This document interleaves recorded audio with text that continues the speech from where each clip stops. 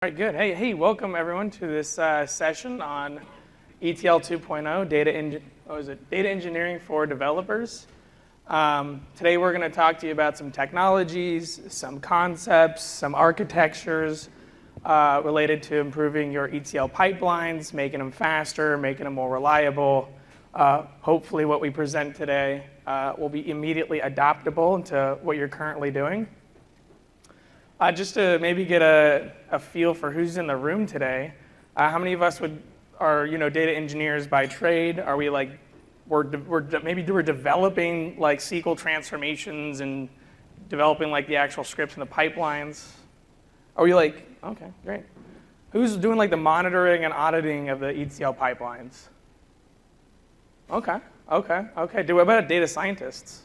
Any data scientists? Okay, not as very much. All right. Cool, very cool.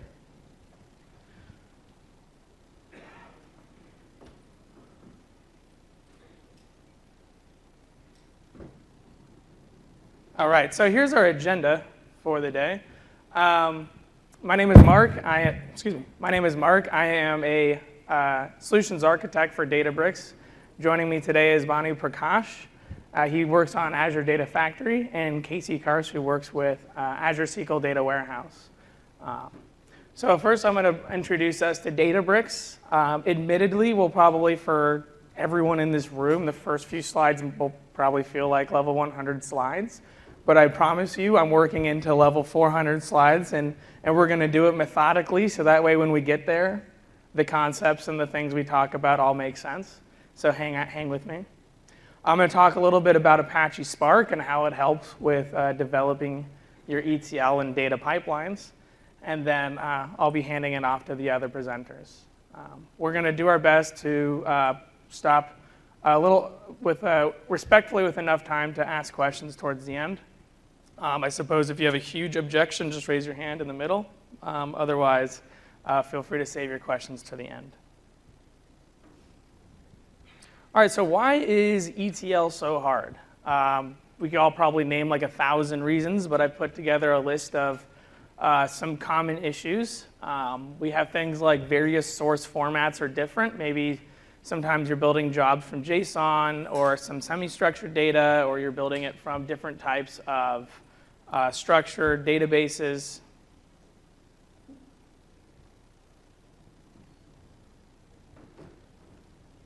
Many times you might have things like schema mismatch. Even the data that you're reading from the same source might have changing schemas. Different types of data can be represented differently. So, I mean, how many times can date time be represented, and all the different types of ways it can be used. You have things like corrupted files and corrupted data. So, how many of us work with like semi-structured data with JSON and things like that? I mean, for Apache Spark and doing like and big data analytics, those types of semi-structured files are an important first part of the ETL pipeline often, and we do have many times corrupt and files and data, and we're going to learn how Apache Spark can help.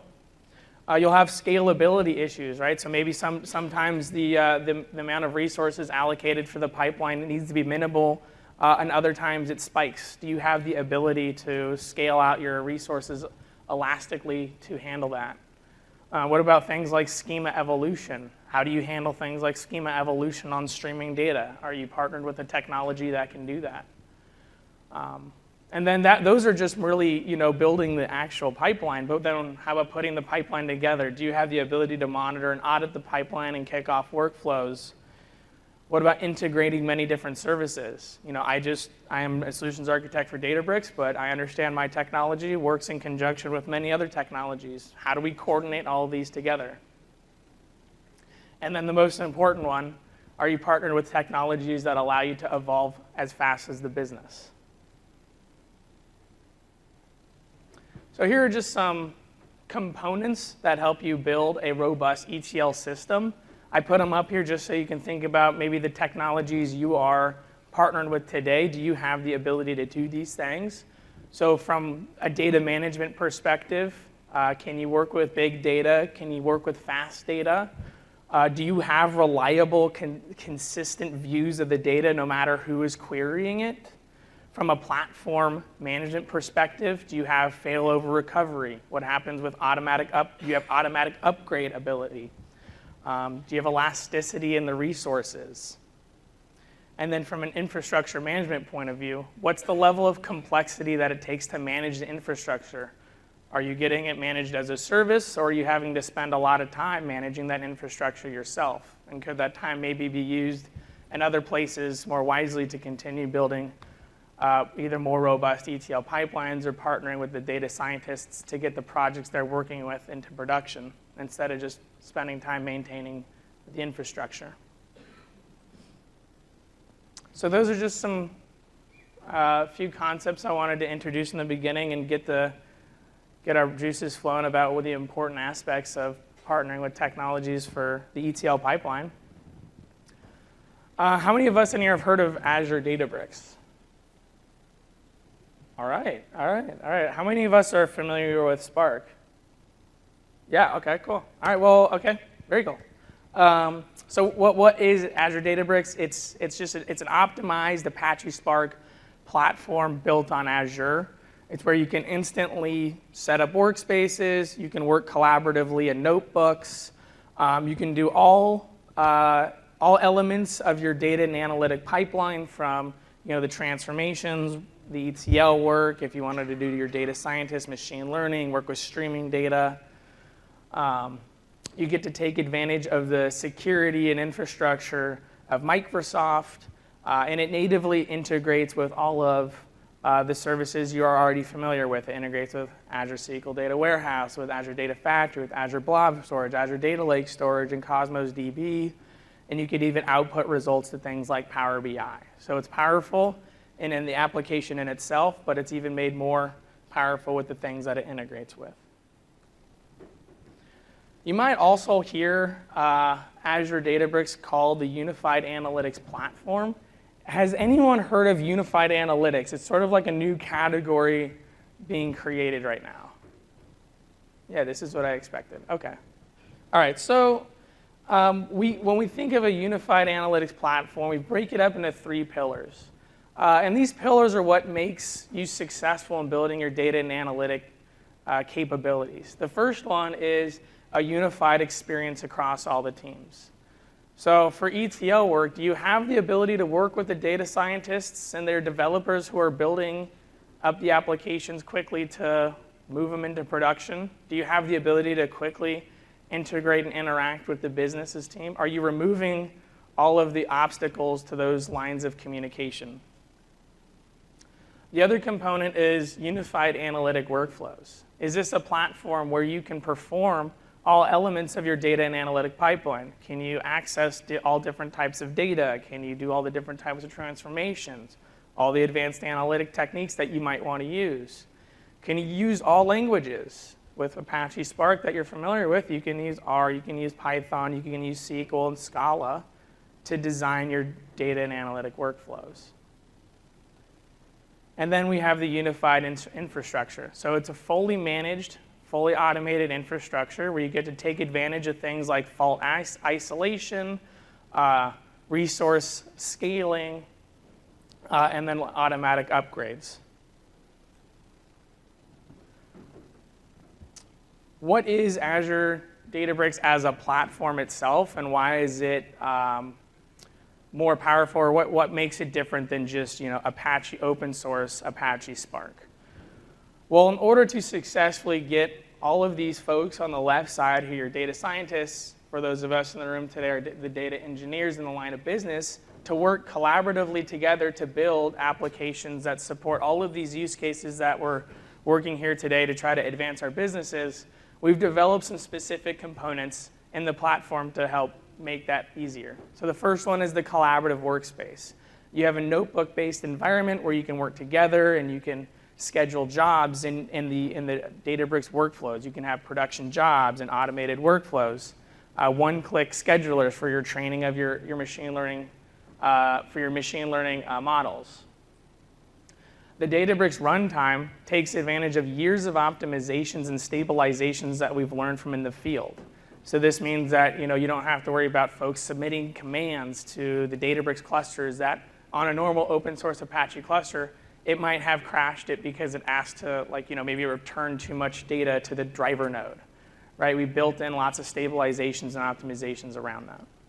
You get to take advantage of things like DBIO, and we're going to learn about that here in a second, but it allows us to compute our jobs faster. So what makes Databricks, our version of Apache Spark, faster than the open source Apache Spark?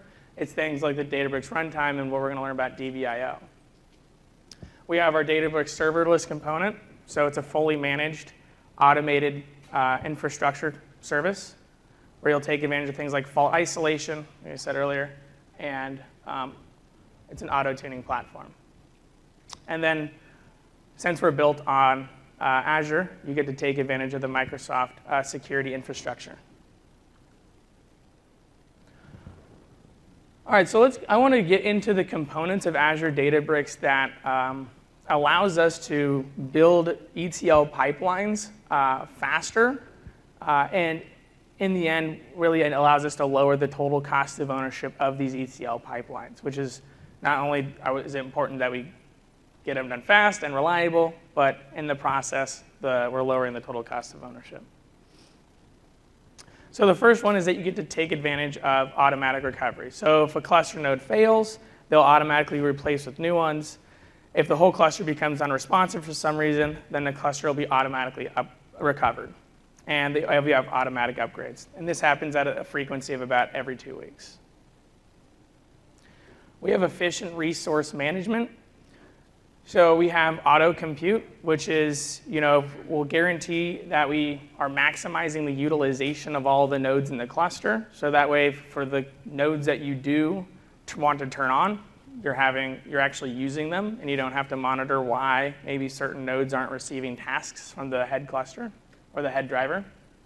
We have auto scaling of local storage, so we automatically scale the local storage based on the disk space requirements in the job. So we've done a lot of work to intelligently look at the jobs that are being submitted to the cluster and to be able to scale up and scale down the compute and storage resources in order to maximize performance, but also to maximize our cost efficiency.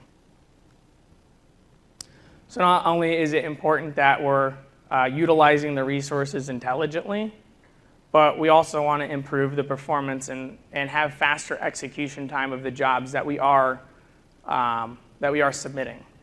So here are some items that are specific to Azure Databricks that aren't in open source Spark. The first one is we have the ability to automatically cache remote data. What that means is, let's say you're pulling data from an Azure blob storage, and we'll pull it into the local storage. We'll do some computation, and then you get some results. And a normal Spark job, you could cache the results of that job. But in Azure Databricks, we're actually going to cache that first file brought to the local storage, so that way we reduce the amount of times that you have to go back and forth to the storage, speeding up operations like machine learning. We have an enhanced vectorized Parquet reader. So for those of you who are familiar with big data and analytics, if we have our data sitting in CSVs or JSON, we like to move it over into Parquet because it's faster for Spark to read. We have a Spark reader that's specific to Azure Databricks that allows us to pull the data off of the Parquet files faster. We take advantage of things like dynamic query optimizations.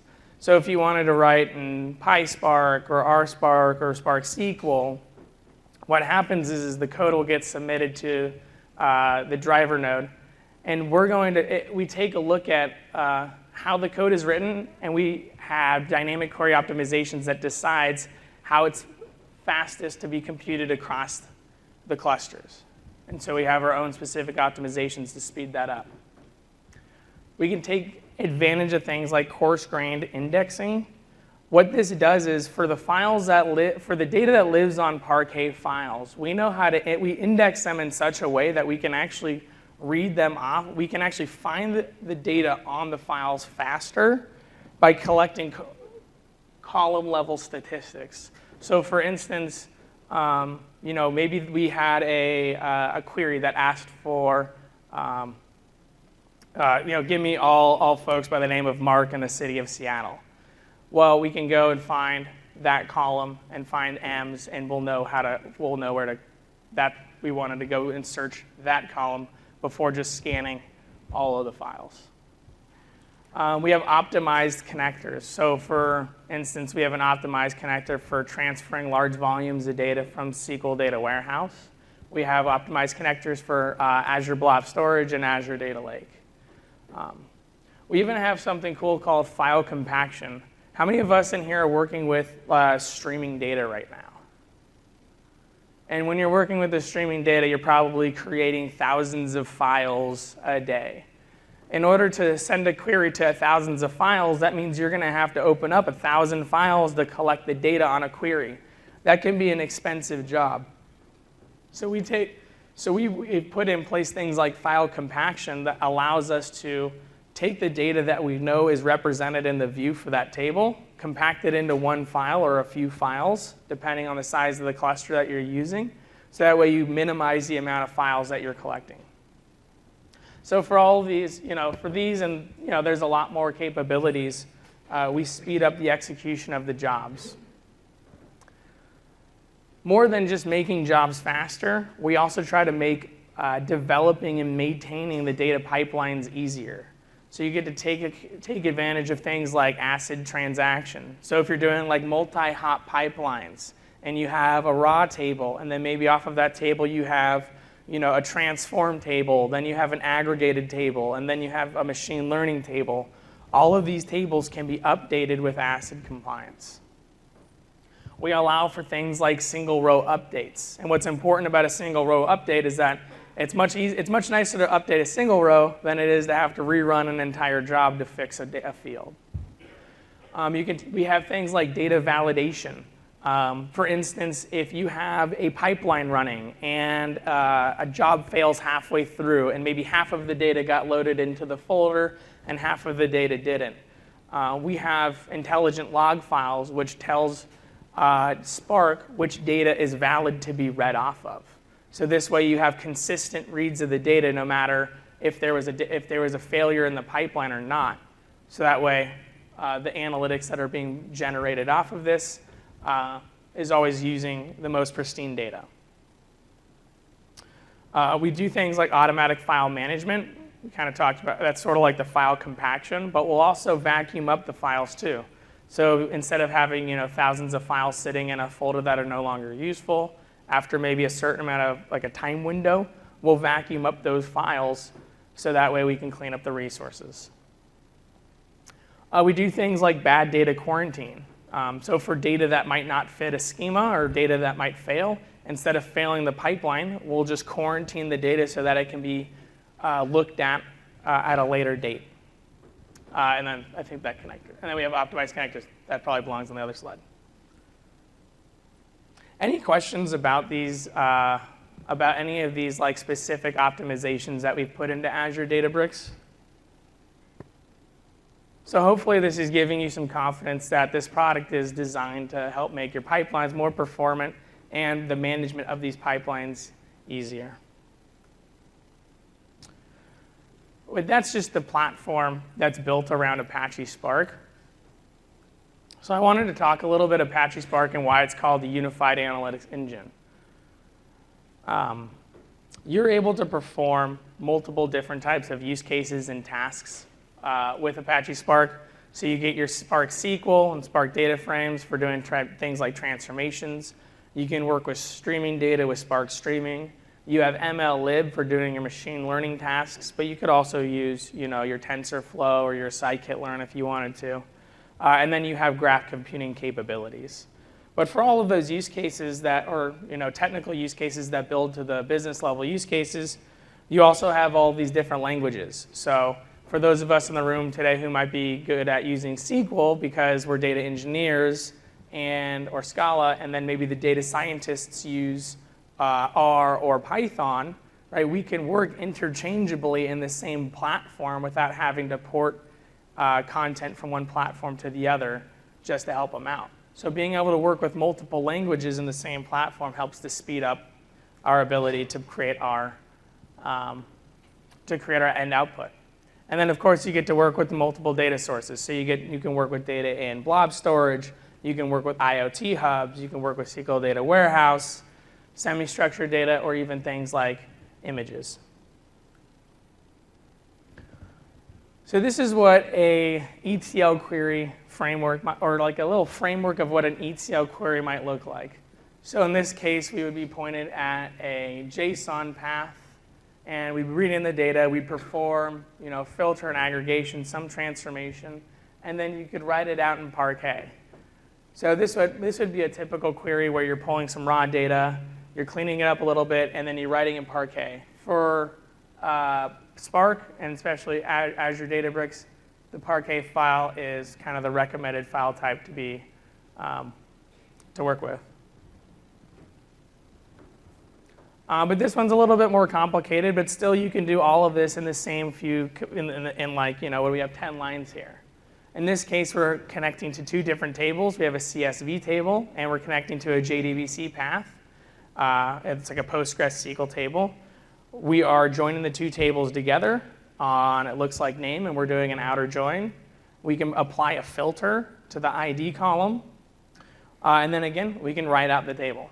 So this is what you would think, this is what inside of a notebook you might write for a ETL transformation.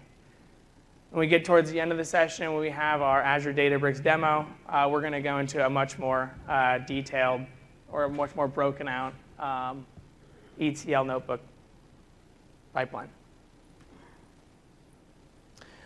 For those of us who've used JSON, Apache Spark has a lot of cool elements for handling things like corrupt records. So in this case, if you take a look, we have like this, we have a key value of like ABC. The next line has only AB, and then we have ABC again.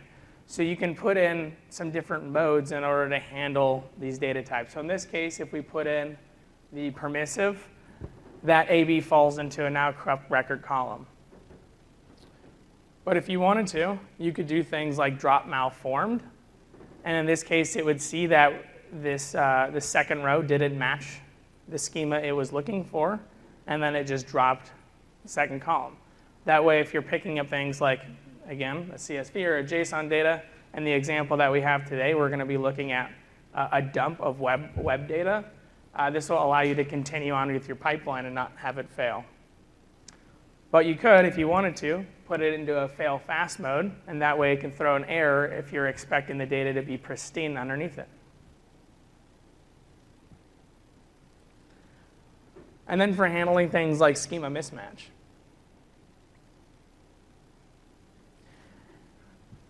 In this case, we're doing something called schema inference. So Apache Spark's going to open up the first 100 columns. It's going to look at what it thinks the schema is supposed to be, and then it's going to find that all of these, in this case, are longs. But in the event that maybe the C up here was 5.1, then it would see that it was a double, and it could inference that in itself.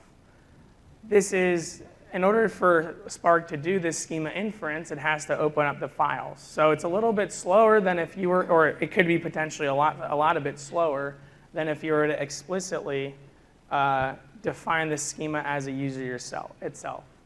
So in this case, if we defined a schema where we just had an A and a B, and then it came back with the D and C, it would pass through the data, but it would null those files. All right, Bonnie, you want to come up for Azure Data Factory?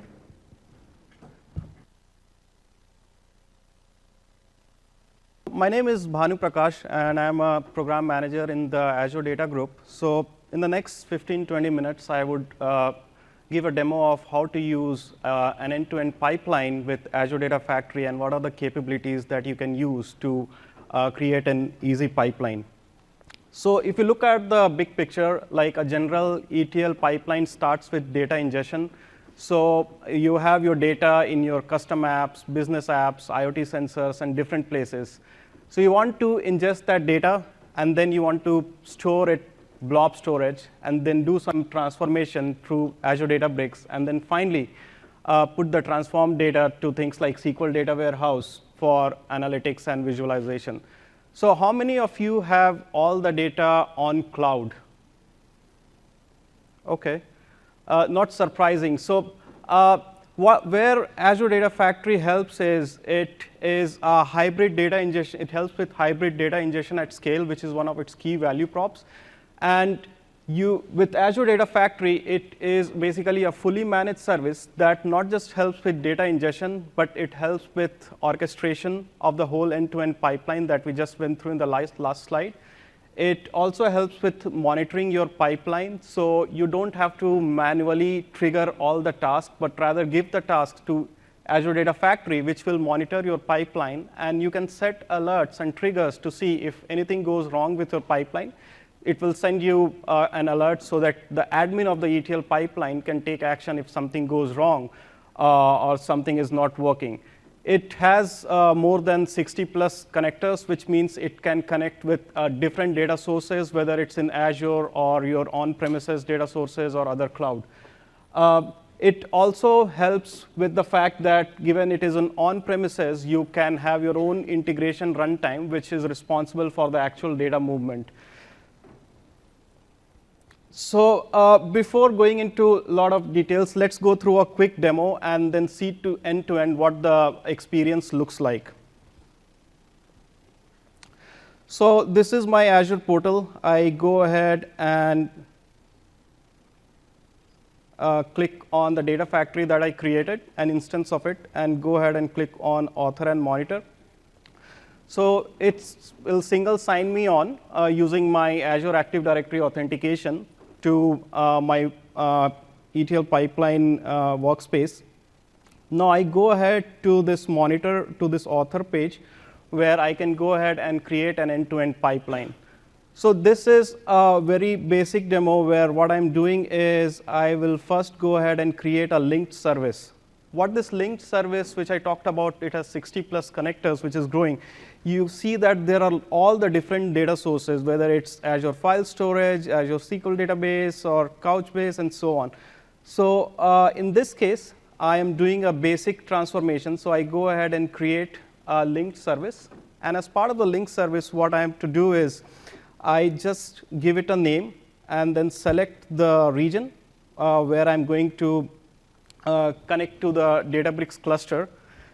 And I have to generate an access token. So as part of authentication with the Azure Databricks, it has to authenticate. So here I'll go ahead and select my workspace. So now I'm logged in to my Azure Databricks. And this, again, if you notice, it's a single sign-on experience. So here I go ahead and say generate token, ADF, and I give it a lifetime, and I select the personal access token that is generated, and give it back to my Azure Data Factory pipeline, right? And then here I can come and select the node type, the Databricks runtime. So let's select 4.0. I can enable auto scaling, since Mark talked about the fact that you can auto scale the compute and the storage. So I enable auto scaling with a min of 1 worker node and max of 4 worker node. And I go ahead and click create, right? So what happens is any pipeline that I will create, I can use this linked service, which will connect me to this Databricks instance. And as part of that, it will go ahead and create a cluster. So that your pipeline will look like it goes ahead, creates a cluster, runs a job, and then terminates a cluster. So you are paying literally for what you are using, right? So in this case, I have a pipeline, which is a notebook. And this notebook basically references here,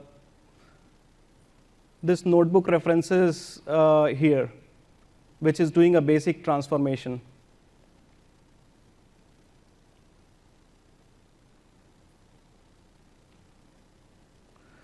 Right?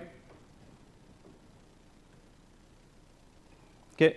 So let's go ahead and just run this notebook and make sure like everything is working, right?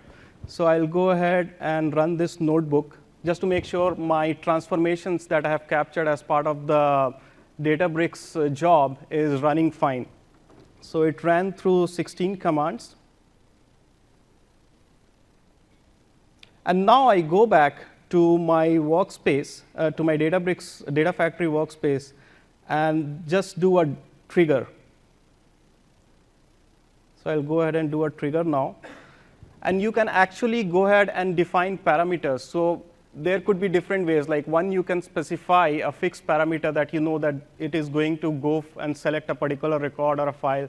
Or you can specify dynamic parameters so that you know your file or the folders that are generated have a timestamp or a date timestamp, and you can basically provide dynamic parameters so it selects folders that are created on a particular date. So let's say I go ahead and provide some input variables, and then click on finish. So what it is doing is it is running the pipeline in this case. So I go back to my Databricks workspace.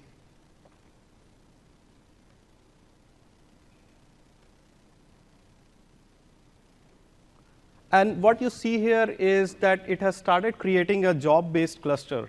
So the cluster will be created, and as part of that, it will run the job on this cluster. And once the job is finished, it will terminate the cluster on its own. So you don't have to manually involve in creating the cluster, running the job, and then terminating the cluster. The pipeline takes care of it. Now let's go back and go to a more advanced scenario.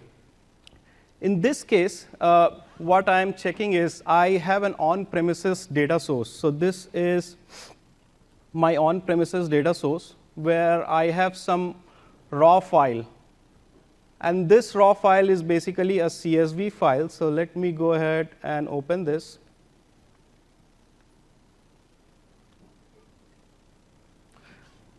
And in this CSV file, there are certain columns. It has price, products, and so on. So what I will do is, as part of my pipeline,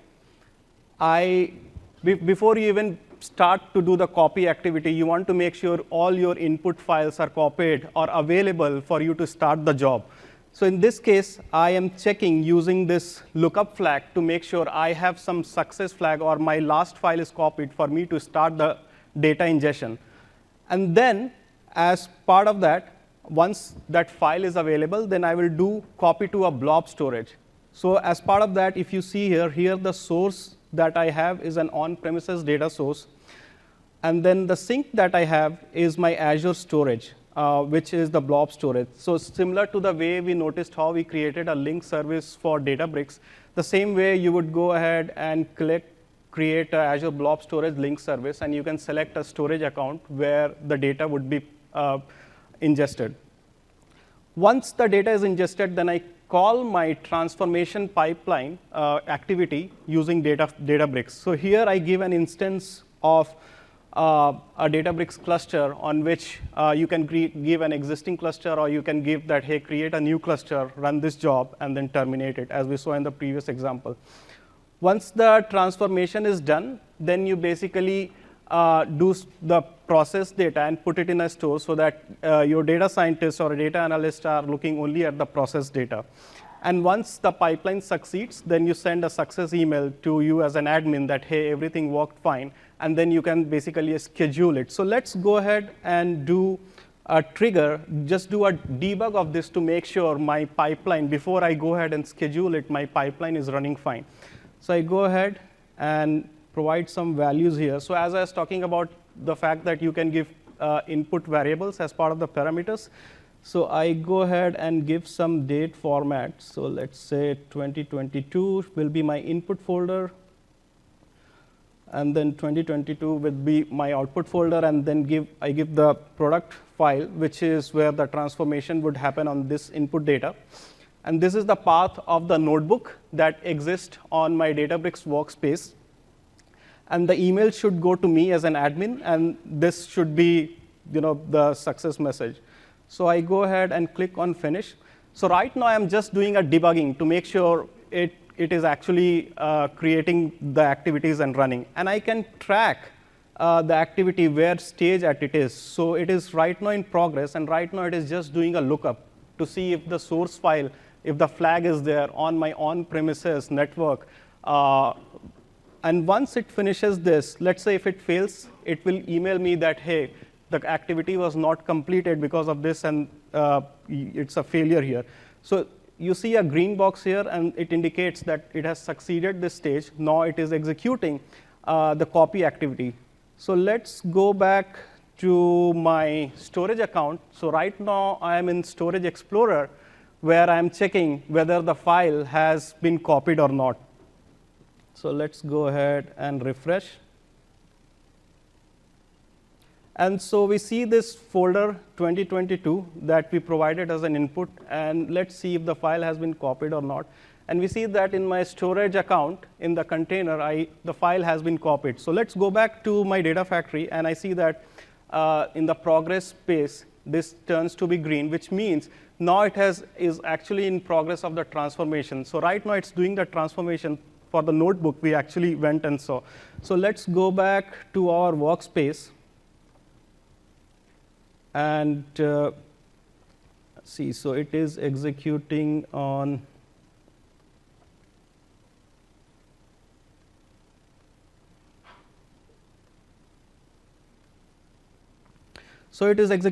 this. So let's go to the driver logs and check whether it has transformed the data or not. So I just see the logs, and I see that it has completed the transformation. And again, I'm just showing it as to show like how you keep progress. But as an ETL admin, you don't have to go back and forth, because you would just rely on a single source of truth, which is your data factory. And here now you see that it has completed the transformation. It has processed the data, and then it has put it back into the place where you want the processed data to. So here I have provided that the processed data should go back to my on-premises source where I have the processed data. So here is the sink, right? And let's go back to the on-prem source and go to the processed folder. And then I see this path. It comes in output. And then here I have the processed data, right? Now, if I go back to my Storage Explorer again and go to the output folder, it will also have the different, let's say, if you did not do cols, it will have different multiple files based on how you ran your transformation and submitted the output job, right? So in this case, I have just selected the processing to filter only and collect the processed file in my on-premises sources. Now let's go ahead and click on this to see what is my processed data, right? And as part of the transformation, basically what we did was we sorted the price and then added a new column, which is twice the price of the original one. And so this is my raw file.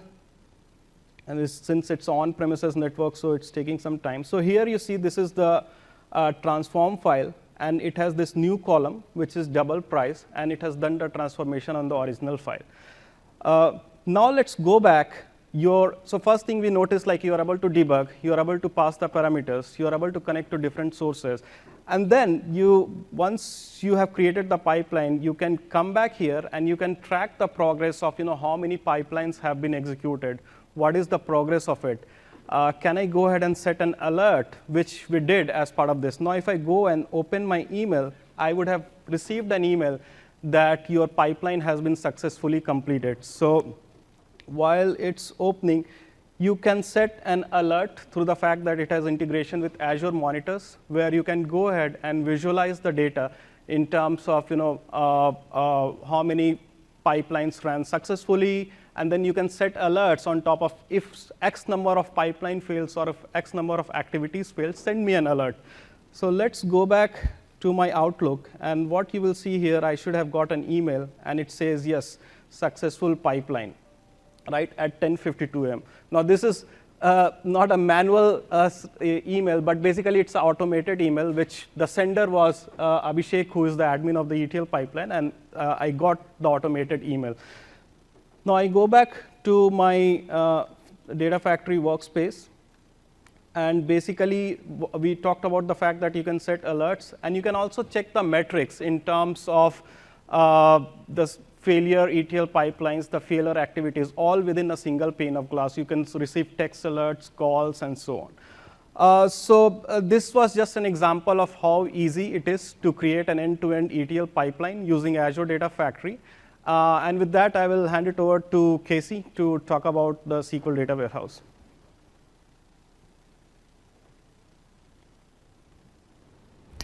That was my bad. It's always a trick, switching and not making a snafu out of it. So does that make sense to everybody so far, what we've covered? So Azure Databricks being used to actually do some custom transformations, clean the data up, in particular into the semi-structured space where it gets a little bit harder to look into. But the end goal of all ETL, right, is to get it into a data warehouse so analysts can go start making decisions. So we keep talking about Azure SQL Data Warehouse, so I want to talk specifically about it and dive a little bit deeper into why SQL Data Warehouse and what is the architecture. So out of the audience, have any of you used Azure SQL Data Warehouse before, familiar with it? Wow, that's awesome. So for the folks who don't know about SQL Data Warehouse is the first-in-class, best-in-class Azure experience for data warehousing. It is an MPP data warehouse, which is massively parallel processing data warehouse. So if you're familiar with on-prem standard, kind of the SQL Server type of architecture, you have a single box that's running analytics, right? Single box, taking requests, going after all the data, responding and pulling it back to customers. Now there's times when you try to, say you get more requests or you get more data, so you have to start scaling up. Say I need more memory, I need more storage, I need more compute on a single box. There's points in times when you actually max out what a single box can do. So you start to go into what we call MPP. So you scale out the processing. So this is a classic technique to go after the analytics space. And so this is exactly the architecture that SQL Data Warehouse is built on. So we have 2 generations in the market today. I'm actually very excited to announce that we GA'd our Gen 2 last week. And so we're going to talk about Gen 2 architecture because it's where all the cool new stuff is, and it's where all the cool stuff for analysts comes into. So we'll dive deeper into the architecture and talk about kind of how it benefits analysts, how it benefits being the landing point for an ETL zone. OK, we'll skip that. That was just a little snafu. So as I mentioned, we have an MPP architecture in SQL Data Warehouse. So you see here on the right, it's a very simplified view of the world. You have a control node, which is where your analyst will make a connection string call to, and it's where you submit your T-SQL queries. Pretty easy to understand. But underneath, you have compute. And this is a scalable property within Azure. So you can scale down compute, and you can scale up compute at will, which is amazing if you think about trying to do data warehousing on-prem when you said, OK, we're running out of space. We have to make a call. We have to call the IT manager and say, you need to put in an ask for the next budget of a couple $1 million for more machines. You pray that that's actually going to come through, and then you wait 6 more months to actually get the machines that you need. This is a click of the button now. So you can scale up, scale down, or pause at any point in time. And so the way we made this happen is we keep the data on remote storage. We actually back all the MDF and LDF files and copies to essentially blob storage at the end of the day. Slightly different. So what you can also do is you can pause at any point in time. So you can turn off compute to save yourself money. So this is a great feature. And so this is in Gen 1 and Gen 2. What we've added in Gen 2 as an added benefit is this idea of intelligent caching. Because anytime you make a remote call to remote data, you have latency in the network, right? It causes some slowness that you might not want. So in Gen 2, we've really optimized that performance piece for analysts to say, let's bring your hottest data to the hottest storage within the database. So at a high level, we have an intelligent cache that you can look at and that you can use. So we'll talk more about what is in that intelligent cache. But the overall architecture is really built and designed in order to scale out queries across multiple compute nodes, parallelize a single T-SQL statement. You don't have to think about how to parallelize it. It just happens. So we can get result sets back to you faster, and we can scan more data and do deeper analytics in the SQL system. So here's a bit deeper look, right? So we took the simplified one, and we actually broke it down, and we're going into the nuts and bolts of what's happening. So you see in the control node, which is a compilation of some cores for CPU, some memory, some SSDs for TempDB, which is where we keep temporary data, right? And then each one of the compute nodes is composed of the same. But you'll see that we have NVMe SSDs as well on each of those compute nodes. We have SSD memory, and we have a cache as well as TempDB storage. So think of that as a control node. So it has cores, memory, SSDs, a cache, and temporary memory. And then you'll see below the dotted line is where we start to break up storage. So this is actually where we are keeping your remote data. So in storage, we keep snapshots. So we take snapshots of your data for backup recovery purposes. And we can also do geo restores of that data if that's what you're looking for. Now, I don't want to go too deep into databases, because we were talking earlier, and most people didn't really raise their hands if we do deep database stuff. But there's two types of real indexes within the database world. You have row stores, which is traditional clustered indexes, which is basically just make a phone book of my data, and then it's a B tree, and we can go hunt down individual rows. And there's column stores. And you kind of heard about it in the Parquet file format, because that's a column store format. It's actually very interesting that open source has the equivalent. But this is really where you get into analytics. And there's some really great papers out there about column store and how it's revolutionized data analytics. So we support both index types within Azure, or within SQL DW. We support row store as well as column store. But we can do two different things with those, right? So think of column store as you're breaking up the table into column segments, and we can store segments separately. And so we can actually store an infinite number, or an infinite amount of column store data in Gen 2.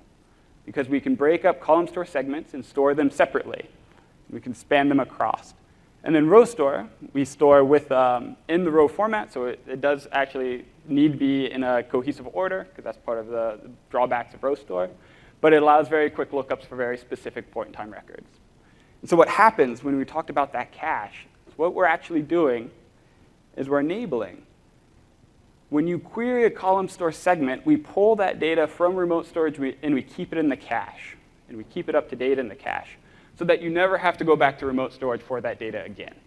So when you submit a query, it goes straight down to the compute nodes, reads the data, knows it's there, and then produces a result set for you. That's the innovation in this next generation, is that ability to cache data locally and actually have faster performance on analytical queries. And then if you're going to go and query row store in this case, you would go out into the remote store, find the individual lookup, pull that data back into the data warehouse, and present that back to the user.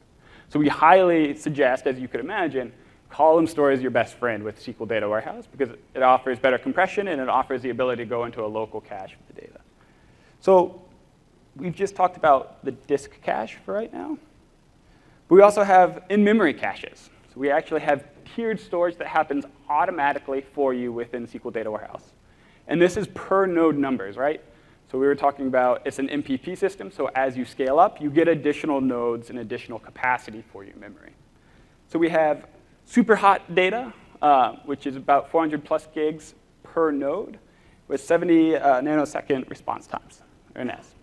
So that is the hottest of hot data, right? And that's anything that you're really querying pretty actively. So you could imagine your BI dashboards or dashboards are hitting that data per node. We start at 2 nodes. So you have 800 gigs of data ready to go for that query layer.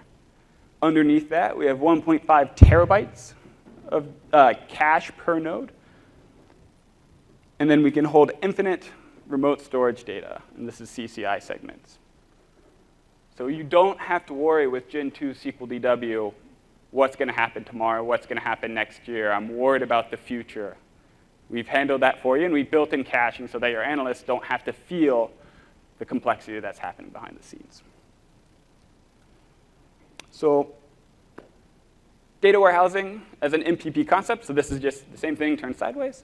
But we need to talk about how to get data into the data warehouse, because we're in an ETL talk at the end of the day, right? Like, that's what we're here to talk about. So we have a parallel load mechanism to get into SQL Data Warehouse. And this is where it's slightly different than SMP systems like SQL Server or SQL DB.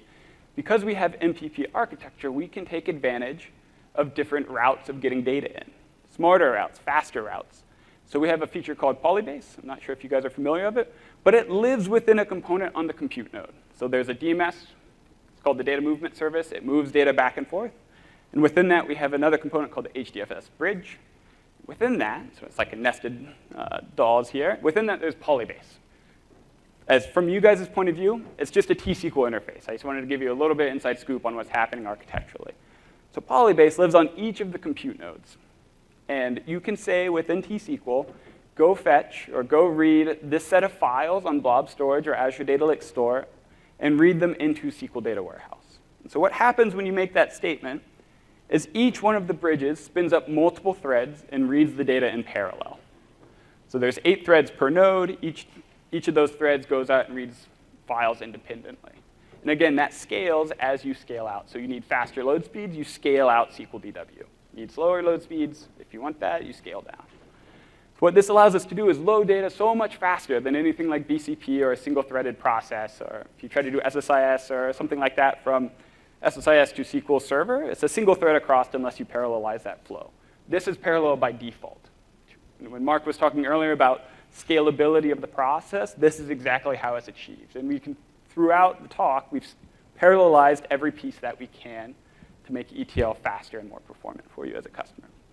So providing a technology and no way to use it makes it kind of hard. And so we've done quite a bit of work with Databricks as part of the Azure Databricks launch to implement best practices and make it super easy for you as users to do best practices without having to worry about the complexities. So within Databricks, there is a special connector to connect to SQL Data Warehouse. So it's spark.read.format and then spark.sqldw. This leverages Polybase under the covers. So it does the parallel data movement for you, and all you have to do is write standard Spark code. So in this case, what we're actually doing is we're saying, I've compiled down a connection string into a single variable just to make it a little easier, but we connect over JDBC to orchestrate, but not to move data. So you'll see a JDBC connection string on the data warehouse side. But what I'm doing is I'm reading data from my SQL Data Warehouse, this dim aircraft table. So I have an aircraft data set. It's one of my favorites. We're reading that from SQL Data Warehouse into Databricks. And this would be if you need to do some referencing during your ETL job, you can read data from SQL DW into Databricks, do the referencing, do the additional munging of data within Databricks, and then you can potentially write it back out. So we'll talk about what the blob storage directory is in a moment, because once we get into it.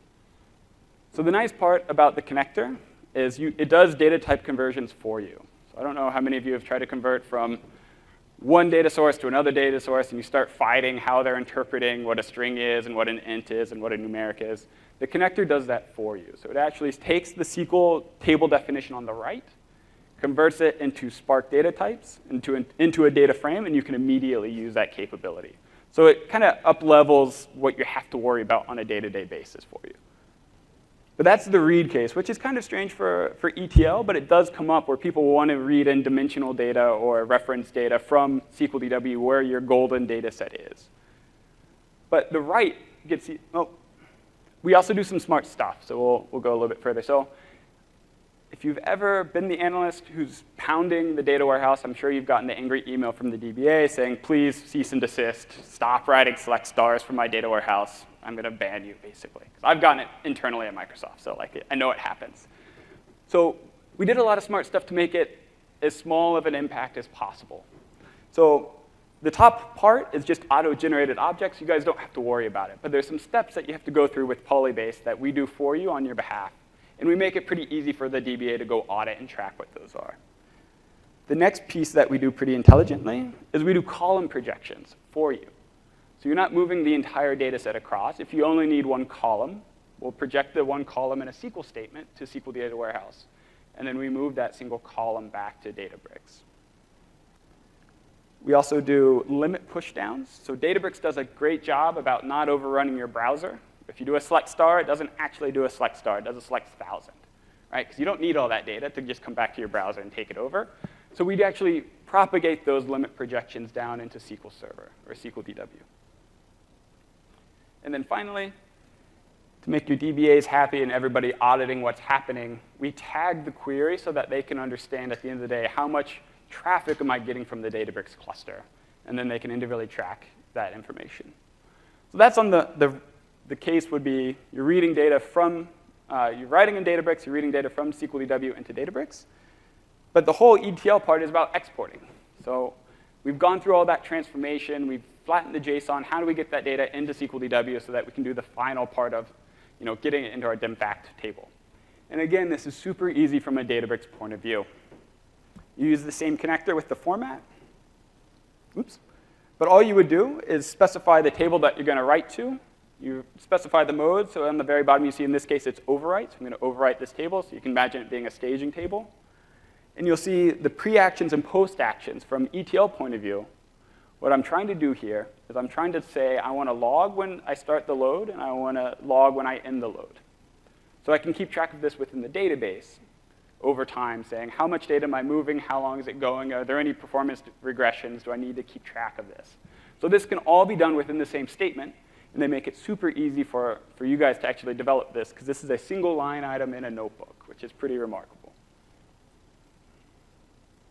So what's actually happening at a high level? And this is for both cases, which is why I made it a simple case. So remember that storage blob parameter I discussed that we're going to talk about? So you define where you want to land some temporary files, right? And so if you're doing, let's do an export case, what you're going to say is, OK, write the data from Databricks, which is on the far left, with the master and workers in the blue, and SQL DW is on the right. What you're going to end up doing is save the data, which writes a set of Parquet files to blob storage. We connect over JDBC from Azure Databricks to SQL DW, and then tell SQL DW, hey, go pick up those files for me. You'll notice that they're both in Parquet file format, because as Mark was saying earlier, Azure Databricks is hyper-performant on Parquet. Polybase also is hyper-performant on Parquet. So it's our fastest data transfer file that we have, and it also reduces a lot of the complexities that like CSV has, because CSVs are easily encrypted, there's easily encoding problems, they're hard to deal with sometimes. Parquet is a very rigid file structure, and since both sides are owning the contract, the data will move 100% of the time.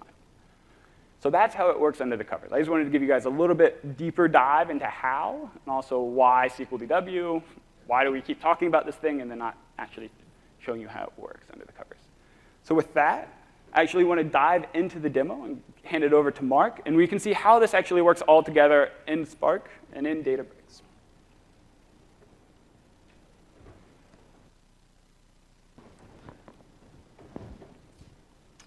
All right, so we put together a demo for you. And it's going to be a notebook, and we're going to go through basically all elements of the ETL. I'm in the right guy,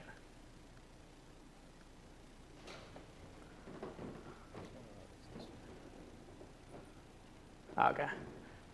And so what we're going to do is we're going to go through kind of the very common elements of an ETL data and analytic process. What we're going to do is we're going to act like we're a retail store who is getting a dump of clearance data that they're paying for from another company, where they're going through to like websites like Walmart and Target, and they're looking at the types of clearances that they're putting the same products on. And they're going to combine this data, do some ETL work, use some machine learning models that have been built for them, and output it out to SQL Data Warehouse. So the first thing we have to do is connect up to the SQL Data Warehouse right here. We're using that same command that Casey showed us earlier, and we're pulling back a table called products. And what it's doing, we can see it in this kind of table structure where we're getting a product ID, what the producer is, what the category is, just some general retail data. And then we're going to take a look at this data that's been dumped for us in this blob storage. And I'm going to read it in as just a text file right now, so we can take a look at sort of what this data looks like. I know it's kind of hard to see up here, but on that third line, we have some corrupt data coming in. So you can see it's single line JSON key value, and then that third line is corrupt. So we're going to have to take care of that. So one other thing that I want to apply is a schema. We talked about being able to infer the schema versus to have a user-specified schema. In order to speed up the writes, I'm going to apply the schema and force something. But also, when I go to read this, since I'm doing more like a machine learning, this is going to be applied into a machine learning model, I'm just going to drop out that malformed line and move along with my analysis. And so this is what it looks like. So we're using the spark.read option of JSON, and it's parsing all of those single-line JSON files now in this clean table structure that we can apply some other transformations to.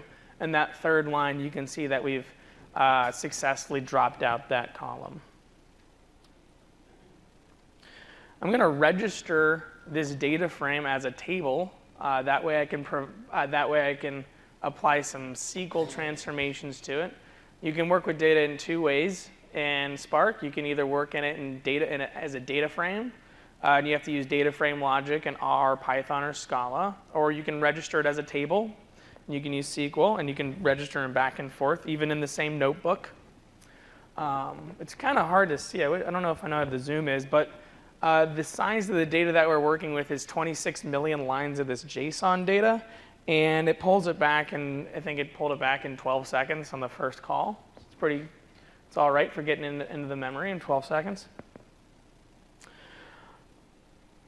And then, just as the first data engineer, I'm going to just visualize the data a little bit, not trying to draw some analytical conclusions from these visualizations.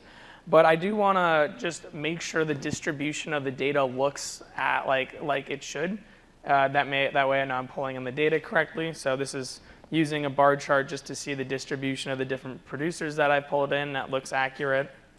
In this case, I'm looking at the distribution of the amount of sale prices that have come in, and this looks accurate. I think, for instance, if we had a large amount of these sale prices being at 80% off, maybe I would know something has gone wrong in the collection of the data, and we would want to go back to the data source to make sure that our data that we're requesting is valid. And then another common pattern to the ETL pipeline with Spark is that I'm going to dump the data off. I'm going to partition it intelligently by date, so that way I can optimize for queries like, hey, give me all Tommy Hilfiger, on sale at this price past this date, and it can speed up that type of query. And I'm going to put it in a Parquet format so it's optimized for reads. That's going to be for data scientists who might be working in other notebooks to build out more machine learning models, not necessarily a part of the end of this ETL pipeline, but we're preparing the data for them in the process. The next component of this, now that we've pulled in the data and we've written into an optimized format, is we're going to apply the transformations that we want to make to the data before we load it in the SQL Data Warehouse. In this case, maybe we've had a data scientist who built a machine learning model for us. What we've done is we've pulled in a machine learning model that's it's a clustering model. So maybe they've identified based off of the sale price and the number of times it's on sale. Maybe there's different types of clustering analysis that they want because of it. So we've joined the two data sets together. We apply the machine learning model, and we can see that we have a distribution of our data that ends up in each one of these clusters. And afterwards, we're going to join that scored model back to our original two data sets that we've also joined together and write it back out to the SQL Data Warehouse. And that's what we have for our machine learning model. On all one notebook, we're able to pull data. Just to recap, in one notebook, we're able to pull the data in. We can work with multiple different types of data. We have the structured data, we have the JSON data. We can fix schema, we can fix the underlying data type. We can pull in machine learning models and score it, perform some basic transformations, and then output the data to SQL Data Warehouse. So did you want to come up and, yeah.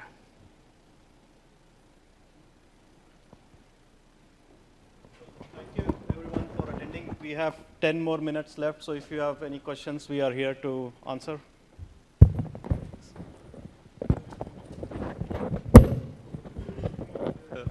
In the Databricks that you guys were in, how are your Data Factory and your Data Warehouse playing a part in this, actually? And do you need to create connections in Databricks to talk to Data Factory, or is it the other way around? Yeah. OK, so I think this question, if I have it right, is kind of how does Databricks in this notebook integrate into the Data Factory pipeline? Yeah. So what happens is this notebook can be run via REST commands. So through REST, you can start clusters, you can run jobs, right? And so what Azure has done is that inside of the activities for the Data Factory, one is going to be starting the cluster, executing the job, getting the results, and pushing it back down to the next level of the pipeline.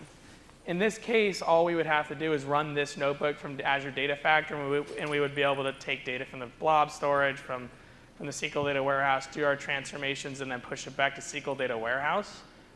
Yeah. Yeah. Yes. Yeah, it would just be one part of it. Yeah, this just happens to do multiple steps, but maybe it doesn't. Maybe all it does is do some other transformation, put it back to blob. Maybe something else puts it from, takes it up from blob, does something else, and moves it to the next activity. Yeah, it's just one component. And the idea there is flexibility, right? Like knowing ETL is always very custom to the business and the business needs. So providing a very flexible format, whereas Databricks is on-demand Spark and custom coding, and then you can use Azure Data Factory as the orchestrator. It really allows you to be flexible and evolve as you need to your ETL process. Right, yeah, there's a bit of a queue. You want to get to the queue, or you want to? Yeah, sorry, there are several. So a couple of questions, right? The first question is on Azure Data Factory. So we actually used the Data Factory before for our ETL solutions, and one of the challenges was we have lots of talents, lots of customers. Each talent have their own database. We move the data to the cloud, to the different areas in Azure's blob. So the challenge was in the monitoring, because we can monitor a single pipeline for a talent easily. You can go to Azure portal or put into Azure, the monitoring of those. That's fine. But as a company, right, when we build all these pipelines for all these talents, we have thousands. So I want to have a group view. I want to see with this 1,000 customers, all these pipelines, which ones has problem. So there's no way we know. So we were actually requesting a feature, can we have those monitoring capabilities? So just want to ask, if you guys have anything on that. Yeah. So to repeat the question is how do I monitor the end-to-end pipeline with multiple different pipelines, activities in the pipeline, different data sources, and what is the right place and what is the right path.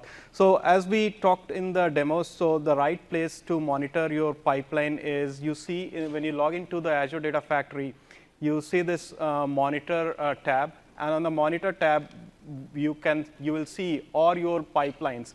And you can even filter these by triggers. So let's say if a trigger is basically how you are scheduling, right? It could be a tumbling window, or it could be based on weekdays, or however you have scheduled it. So you can filter these based on trigger pipeline. And then each pipeline would comprise of multiple activities, right? So if I go back to my pipelines, let me go back to this guy. If I go to my pipeline, what you see here is different pipelines are different. There are multiple pipelines that have been created. This guy, okay, looks like some browser issue.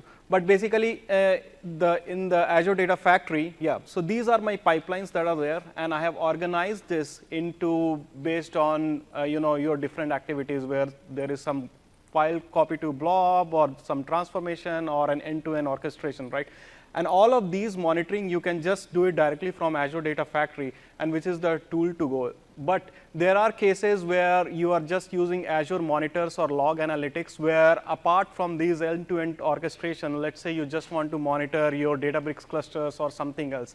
And that is yet another venue to get another holistic picture of the not just ETL, but your other scenarios as well. But this, to me, still, we actually used this before. Okay. This to me is more still in a single talent level. What I was talking about is I have thousands of talents. Okay. Each talent has multiple pipelines. You have say 100 tables. You set up 100 pipelines to move this. So you do the math. That's huge amount of activities, pipelines. Okay. So as a DevOps person, I want to quickly find out, say, maybe 10 out of these 100,000 has problems. Got it. Can you tell me that? Yeah. So the question is, this is specific to a single tenant, but what if, as a DevOps process, you have multiple organizations who have different AD tenants and different pipelines in each of the different tenants? And one option would be to just use this for different tenants, or if you're looking for a single pane of glass, then you would go to this Azure Monitor, which we talked about. And here, basically, you would be able to see all your, not just Data Factory, but even other instances across different tenants. And you have the option to select, change the tenant, and set alerts. Because as an admin, you want to get an alert, and you can just configure it from the monitors page. One feature we were actually requesting was to, can you guys build more like a dashboard kind of view? I can see all those talents all in the same page. Because here, sure, I can drill down into individual talent, individual pipeline, but that will take a lot of time, right? Got it. It's really not cost effective. Got it. So. Yeah, so that's good feedback. Let's chat offline more on your specific need, and we will look into and connect with the right person. Yeah, I'm sorry. I have another question on the data warehouse. And following this same scenario, right, we have multiple talents. So when we put the data into the data warehouse, what is your recommendation? Do I use one instance for like a single talency model, or I will use separate data warehouse for different talents? Those are the key. Yes. So the question is a multi-tenant versus single-tenant model within SQL Data Warehouse. Right. It often depends on the business model that you're trying to achieve. We have some customers who can do multi-tenant because they ship data to the customer, right? So they're selling the data as what they're making the revenue off of. So they have a combined data store, but the individual customers cannot access the data. They ship it via a SQL DB or something like that for physical isolation. Because what we often see with businesses is they may be selling data to direct competitors. Right. And it makes more sense just from a legal kind of good business practice to physically isolate those. So there's never any worry of, could they see my data or anything like that? Not that they can, because you can put security in place, but it's the perception which is often dangerous, especially in that type of space. So it depends on how much data you have, whether or not you need to bring it all together or to split them up into multiple data marts. Personally, I generally say start with single tenant, evaluate that option. If you need to go to multi-tenancy due to business reasons, saying we need to resell these costs and then it becomes too expensive, then we can discuss how to actually get that done. But traditionally, it is single tenant model is our best use case. Right, because that's actually kind of our thinking as well, because sometimes we could need to do the queries across tenants. Yes. Because if you have physical and the separate data warehouse, it's so not possible to join them together, right? Yeah. So I would actually love to talk to you more about this particular use case, but offline, just so we can get through everybody's questions. I can give you my business card if you just wait until we get through these. Then this is something I'm definitely interested in, of how to actually solve your problem, but it gets very specific about what you're doing, what you're selling, what your business model is, and so solving it right now would be kind of hard. Okay, great. Thank you so much. Yeah, no problem. Thank you. Up to now, we'll be using Lake Analytics to do that pre-processing stuff, using Hortonworks implementation in data lakes and Lake Analytics, and then using T-SQL inside the data warehouse to pull the Hortonworks tables and doing all that, so an ELT model. How have you ever benchmarked the two against each other, the Hortonworks versus the Spark ML implementation? Yeah. I mean, it's certainly, benchmarking performance is a difficult thing. I'm not trying to, push off the question, because data types are different and the types of processes that you want to do, can be different and change the performance. But generally, yeah, I don't think that the performance of Databricks is Spark over, Hortonworks if they're using Hive or something like that, it's much faster. Yeah. We can say from the loading perspective, it's going to be about the same, right? And so if you're writing to about the same number of files of the same format, getting it into the data warehouse won't change. So it very much is the conversation of TCO that I would start looking at of those two implementations, not just raw performance. Because if you shave off 10 seconds, but it costs more to keep something up all the time, then... I was hoping you'd done some of that TCO work yourself. That's why I'm asking the question. What now? I'm hoping you'd done that TCO work yourselves to tell us. I generally don't like to go one way or not. I don't know what you're doing with that the Hadoop cluster. So if you're using HDI full time and you have HBase on it, it's a very different conversation than I'm spinning up a HDI cluster with Spark just to do this data aggregation versus Databricks. What I can say is if you're going to do exclusively Spark on Azure, the recommended approach is Azure Databricks. Right? So this is what we believe just from the stuff that Mark said in the beginning about the differentiators of Azure Databricks and some of the things that aren't in open source Spark, it will be faster. And you're demonstrating a lot of preview software here, which is GDPR not compliant at the moment. So we really want to know when you're going to GA Data Factory version 2. Yeah, so it is in the roadmap and it's going to happen soon. Yeah, so how soon is soon? It should be sometime in H1 is what I can say. Yeah. All right. Hi. How often the Databricks updates will come to Azure Databricks? What was that? I'm sorry. How often Databricks updates will come to Azure Databricks? Oh, as frequently as 2 weeks. I mean, I think Azure Databricks is the premier product for Databricks, or it's the premier, product that we support. Oh, okay. Yeah. All right. Cool. Okay. So one specific question about the JDBC driver. Can you run like a specific SQL statements instead of just tables, query tables, and write to tables?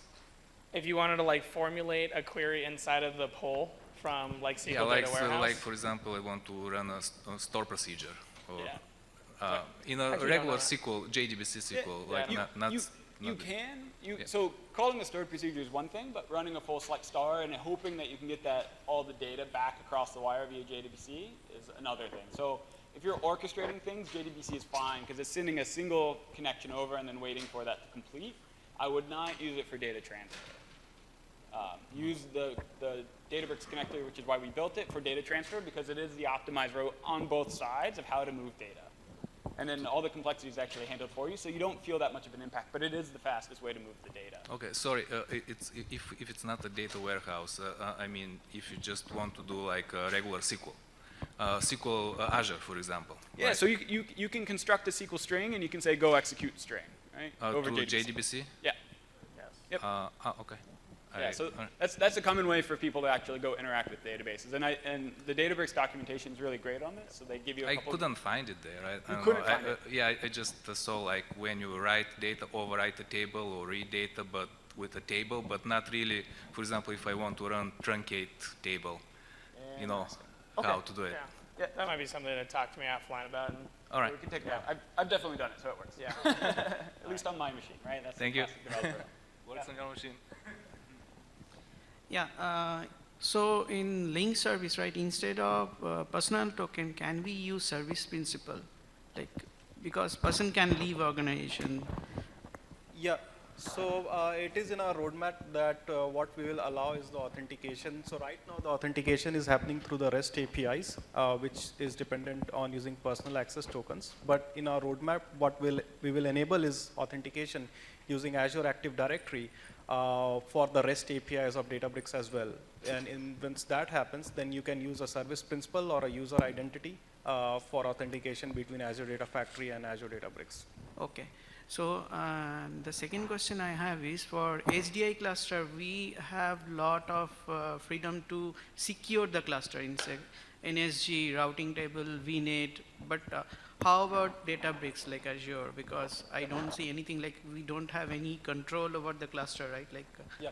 So when you think about Azure Databricks, you should think about is more as a fully managed service where you don't have to worry about setting up the NSG route, setting up the UDS, or setting up in a VNet. When you go ahead and click a workspace and deploy a workspace, it gets deployed in a virtual network, which comes with a default set of NSG rules, which means your inbound is basically locked from any of the access except from the control plane, which needs to monitor and manage the cluster and the resources within that VNet.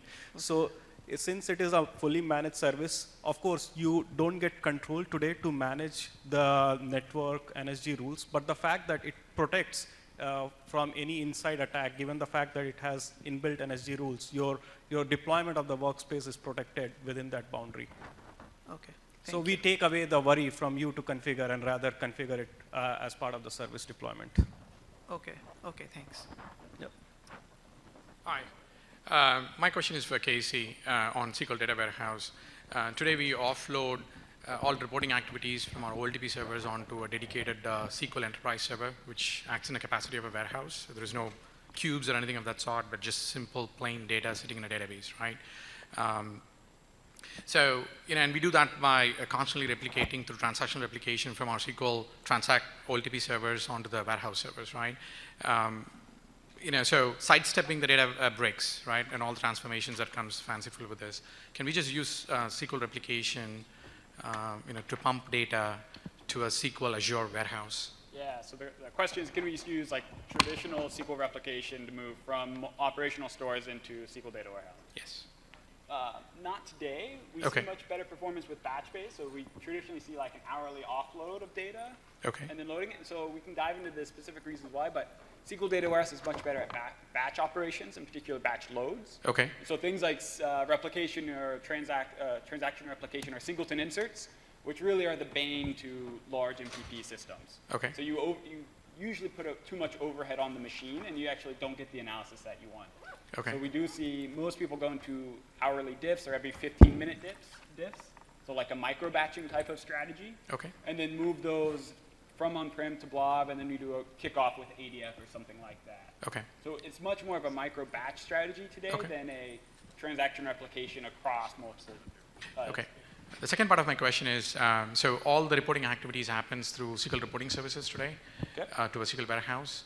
Can we have SQL reporting services connect to an Azure warehouse and still deliver the reports? Yeah, so SSRS uses, I'll keep it at the same spot. So SSRS does support SQL Data Warehouse. Now, what you may want to do, depending on the volume hitting those reports, is do something like store data sources or store data sets within SSRS, because there's a SSRS service or server. And from there, you could have a bit of, how do I describe it? A little bit of buffer, because what we often see is the one report that the entire organization hits in the morning, right? Like a sales report from the previous day. You may have 3,000 plus users hitting that pretty quickly. And serving that volume, you often want to put a buffer in front. So we say SSAS, or when you go into Power BI Premium, you start to have MBI caches. Okay. And so you leveraging the cache right in front of the BI layer, even though we have multiple layers of caching, it's really how many things can we serve simultaneously. Okay. There's a sweet spot of like 60. Okay. And then as you get up into the thousands, you really have to look about how do we take advantage of what the BI tools are building and pre-aggregation and things like that. So you're basically asking for a SSIS to transform the data sets into a pre-consumable format, so there is no online processing. So pre-aggregated or even tabular models, but those are in memory, right? So you're paying just for that small buffer. What we often see is when people do BI, they'd say last 30 days, last 60 days. Got it. And it's a very simple thing that they want to see, and it's usually pretty repeated. Perfect. When the analysts want to go a bit deeper and they want all of the data, then SQL Data Warehouse really pops, right? Because it's all of the data, it's stored, and it's actually to get them up off the ground. So think of it as flat dashboards. You want to get that pre-canned as much as you can just for the analyst experience. Drill-throughs are the case that you can say, okay, now you leverage the SQL Data Warehouse to back whatever the next level of insight is. Okay, thank you. Yeah, no problem. Somewhat related, I guess similar. Instead of using Data Warehouse, so I don't want to say we're not interested, but that we're at this point we have a VM running SQL Server running in Azure, right? It has VNets to all of our internal stuff.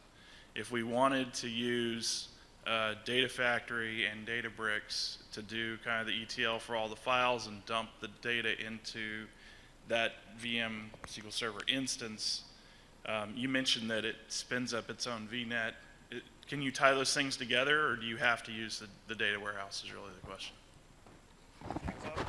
So today, what happens is when a Databricks workspace is deployed, the lockdown is at such a level that it would not allow any outside resources to be deployed in that VNet. And the reason for that is primarily from a security perspective. The only communication that happens is within the nodes of the cluster that is deployed as part of the VNet within Databricks. Now, for your scenario, you would have to deploy that VM where you are running SQL on an IS within a VNet, and then configure an integration runtime for Data Factory to initiate the data transfer or data movement in and out, which will ensure that this guy, which is the VM, which has its own VNet boundary, Databricks has its own VNet boundary, and then you are orchestrating end-to-end through the data factory. So to answer your question, today you cannot deploy any other resources other than the Databricks resources in the Databricks VNet. Mine's a kind of a quick question, but our situation, we've looked into sort of lift and shifting a SQL data warehouse or SQL database data warehouse that we have into Azure Data Warehouse. But as we dig into it deeper, we find all these things that don't quite work in Azure Data Warehouse. For example, some of the indexing and things like that is very different. I'm wondering if in the roadmap for Azure Data Warehouse, is the plan to bring more parity between, in terms of like, maybe not indexing, but like the functions and things like that that are supported? Absolutely. And so the question is like, as we move forward, is there a plan to bring parity from SQL Server, SQL DB space into SQL DW? And that's absolutely. Some things are much easier than others. To name a really hard one, cursors are actually extremely difficult to parallelize. But some things like syntax or anything like that is on a per customer demand basis is what we're going after, not a holistic, we will be 100%. But as these crop up, the vocal, there's user voice for SQL DW, we highly suggest putting that there and just trying to get votes for it. I can also give you my cards so we can dive into your specifics of what you're looking at. Some of them we've heard before, some of them come out of the woodwork and like, oh, we've never thought of that particular case. Things like coalesce and things like that? Yes, yeah, then string, just general T-SQL syntax, yes. Yeah. So I would be happy to chat with you more about your list and kind of what's causing the code migration to be difficult, and then we can work through those and prioritize them against our roadmap. But SQL Server has been around for a very, very long time, and so it's matured in interesting ways, as well as SQL DW, because it's fundamentally a different architecture, cannot achieve things with the same performance characteristics or the same expectations that SQL Server could. Right. So there is questions of implementation at some point where they're fundamentally different architectures. So having that conversation with you, figuring out what you want it to do, and then we can say, okay, this may be slightly different, but does it meet your expectations or meet your requirements? So that's definitely why I'm here to talk with folks today, to work through that. So. Cool. Yeah, if you just wait a couple minutes, it looks like we have one more question. I'll give 2 cards out. Yeah, I was just curious about your thoughts on trade-offs between SQL DW and HD Insight interactive query from the context of like exposing data lake data, both big and small, through a SQL interface. Yeah, so I will say, I'm going to jump on this one first with my bias. If the data is relational, I say put it in a relational database. You're going to get some better performance out of that than having to pull from files every time. If you're saying, but that comes with a trade-off because they are generally more expensive. So it's really high-value data that you flatten down and you say, this is my curated enterprise data set. I really care about making sure that this is always right. I would pump that into something like SQL Data Warehouse. Now, we talked about cases where you want to keep the raw files, you want to keep the raw JSON for that deeper analytics on the side. That's a perfectly valid scenario, and we see a lot of customers do that, where they actually have multiple, I won't say copies, but multiple layers of data where they have raw data that they never want to delete because they want to be able to go back and find insights. They have a curated data set. They've gone through that first layer of prepping and they've taken out the malformed and it's a bit more queryable. And then they basically have their golden bits that they end up pushing to SQL Data Warehouse and reporting on that, because something like financial reporting, you want to make sure that it's right. You want to make sure that you can audit that family of, or that history of where the data's been so that you can restate if you ever have to. So it depends, I would say. But I do think it's a better together, which is part of the reason we partnered and part of the reason we wanted to give this talk is there is a better together scenario here where some set of analysts need more data or different types of data than others. So I would say for the curated set that your enterprise is running on, getting it into a data warehouse would be the best bet. I don't know if that's different. I think it's all just use case dependent. I think, the beautiful thing is you pay for what you use. So if you want to work with streaming data and you want to do machine learning and you've got some structured data you want to work with, then you have Spark and Azure Databricks to do that type of intense learning with. But then the use cases that I think I would use for SQL Data Warehouse, I just wouldn't even think to use Databricks on. So I think picking the tool, then trying to pick the use case is probably the wrong way. Picking the use case, then knowing that you have all these tools available the right way. Yeah, that helps. Did we answer it? All right. So thank you who have stayed it till the very end, or the bitter end, as we say. And I'll get cards for everybody.